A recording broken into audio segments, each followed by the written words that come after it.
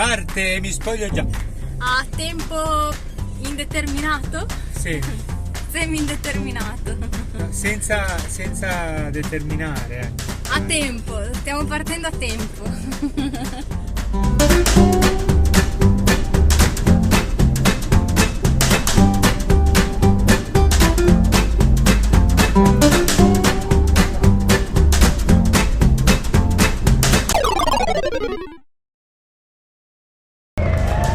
Vai, vai, vai, vai, vai, vai.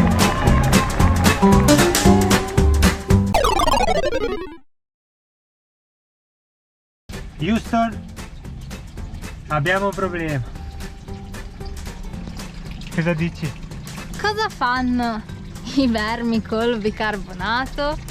Muoiono. Abbiamo fatto il pieno per partire dalla casa in campagna. Abbiamo scoperto che c'era infestato di questi girini. Penso che siano zanzare appena nate. Ora cerchiamo di fare una bella pulizia. Aiuto! Che disastro! Cosa è successo, Greta? Allora, in pratica stiamo cercando di Non annegare del spruzzare alla massima potenza dentro, perché ci sono vermi ovunque dentro il serbatoio delle acque bianche, e la pressione era talmente forte che si è smantellato, si è sbriciolato il tubo, questi qua estensivi. Stiamo cercando di svuotare completamente il serbatoio e ricaricarlo più volte. E che Dio ce la mandi buona. Non c'è mai fine al peggio, come si suol dire. Già già già.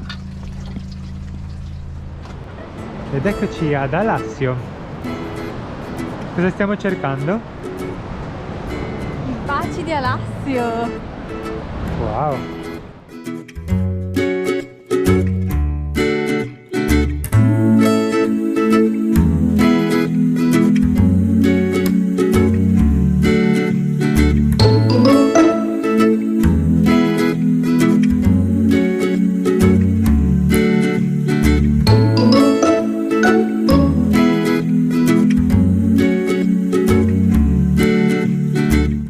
Cosa guardi?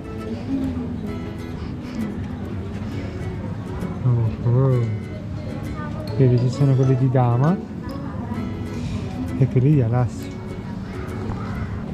Diciamo che non ti puoi sbagliare, Che profumo. Che miseria. Gli unici col brevetto.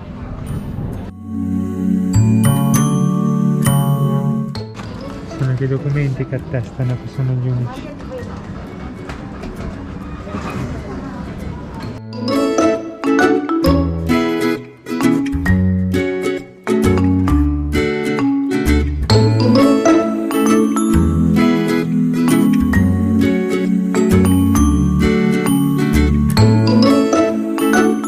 Con la scusa del mi dai un bacetto, ne ho recuperato un altro.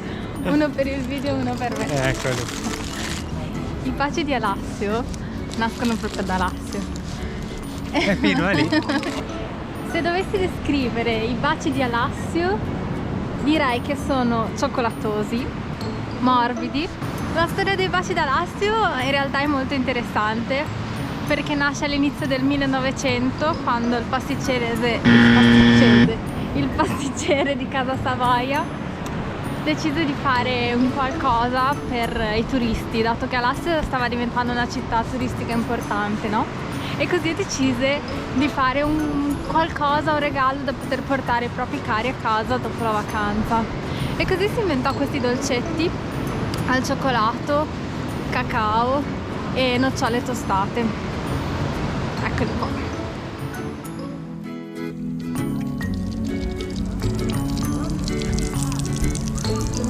Effettivamente torniamo spesso. Noi ritorniamo anche senza acqua. Ah, va bene. Le prime piastrelle sono state messe di notte. Di notte. Sì. E così si sono accorti il giorno dopo che nessuno diceva niente. E così erano totalmente arrabbiate. Perché Ah, sì? nessuno si è lamentato.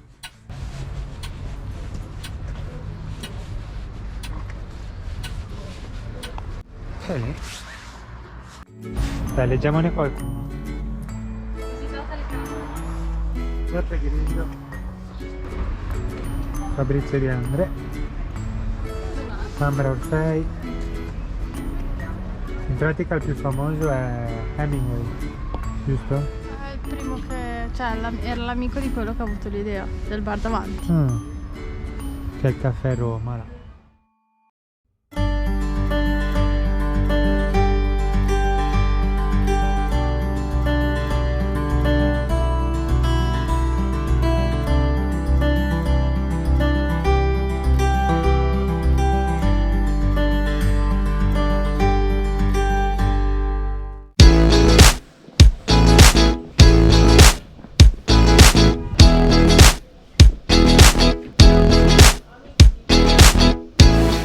Oserei dire fragranti come i canestrelli, ma salati come una schiacciatina.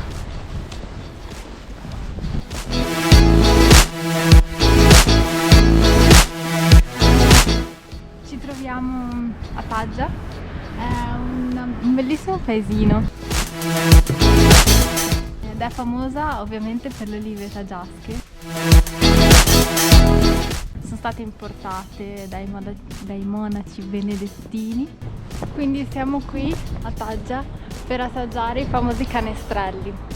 Si tratta di canestrelli in realtà salati, dove ovviamente l'olio che ho utilizzato è l'olio di olive taggiasche, viene messo lievito, farina e poi andremo a vedere la ricetta in maggior dettaglio più avanti. E poi cercheremo di rifarli. Esatto, ma prima dobbiamo assaggiarli per sapere come sono.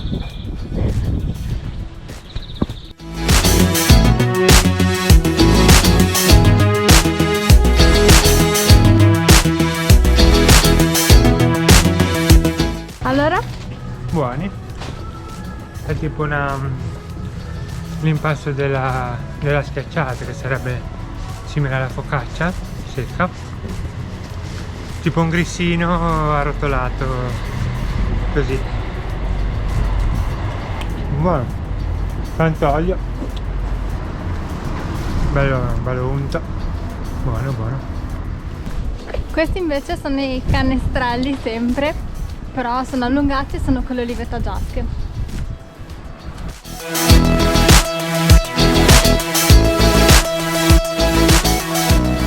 Ed ecco a voi il casino di Monte Carlo.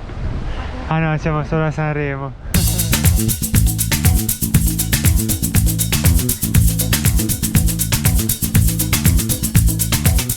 Andiamo a giocare? Ti senti fortunata? Poi mi tocca portarli via tutti i soldi. Poverini.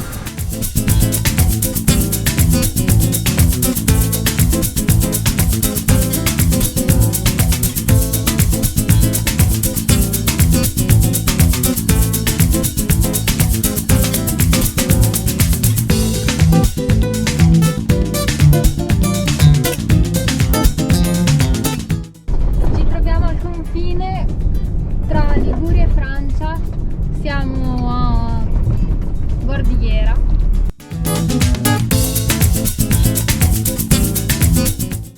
E il nostro piano è quello di passare il confine, stare un giorno magari a Mentone, un giorno andiamo a Monte Carlo.